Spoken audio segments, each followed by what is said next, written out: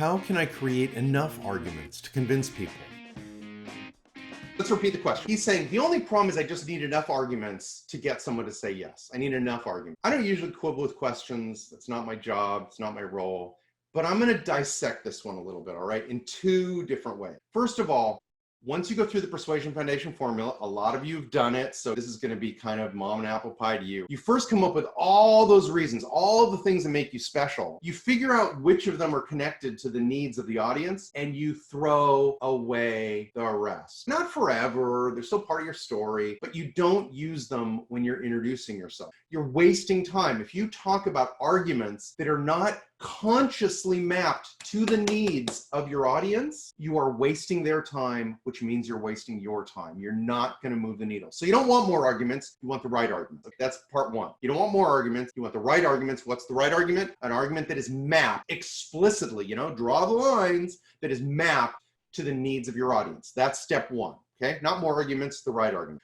Number two, this is a super compelling piece of research I've seen. Pretty well structured piece of research that said most people believe that we make decisions by addition. Let's talk about what that means. Let's say I'm selling balloons. My balloons are really red, they're really big, they're really floaty, they last a long time, they come in 27 colors, all those colors are really bright, they're manufactured in the United States, they are available on 24 hours notice, like goes on and on and on and on. Most people think that those factors are additive. So you can almost think of it like points. Well, I get 5 points for it being really, really pretty color, I got 3 points for it being really floaty, I got 5 points for it being really big, I got 6 points for where it's manufactured. I got 3 points because they deliver quickly. It's additive. At the end, I got 20 points. Turns out we're human. We don't work that way. We don't work that way. Here's what we do. We average. We say, oh, I really care that the balloons are big. That's worth 5 points. I really care that I can get it within 24 hours. That's worth 5 points. I really care that these balloons are super floaty and they last a long time. That's worth 5 points. I don't care where the thing is made. That's worth 0. I don't care whether you've got 27 colors because I only need my own color because it's our company colors. So that's worth 0. And all this other stuff's worth 0. And I average them. I average 5 and 5 and 5 and 0 and 0 and 0 and 0. And pretty soon, what is the mental rating of your value? It's about 2.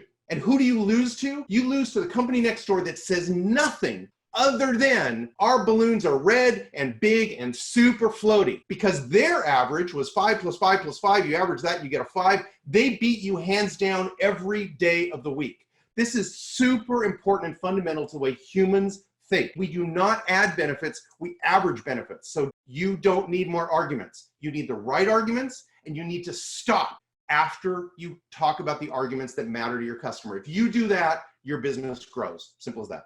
Some of you know that I worked for a company called Next. Next was the company that Steve Jobs started when he got pushed out of Apple, until Steve and the people that were left in the company went back to Apple. And then, of course, Apple became the ruler of the world. Steve was awesome. Steve was awesome in so many ways. It's a whole different topic, but he didn't get everything right. It's like, I remember when I took my first art class, and one of the things that the professor wanted to say was, this is a Picasso. It's just a really bad Picasso. And that moment that even brilliant people can occasionally stumble is part of what makes them human and part of what makes them great, because they learn from it. But this happened to us at Next. We ran a wildly expensive ad in a magazine, a complete spread in this magazine of the 7 things that were going to change the world because they were the things in our Next computer.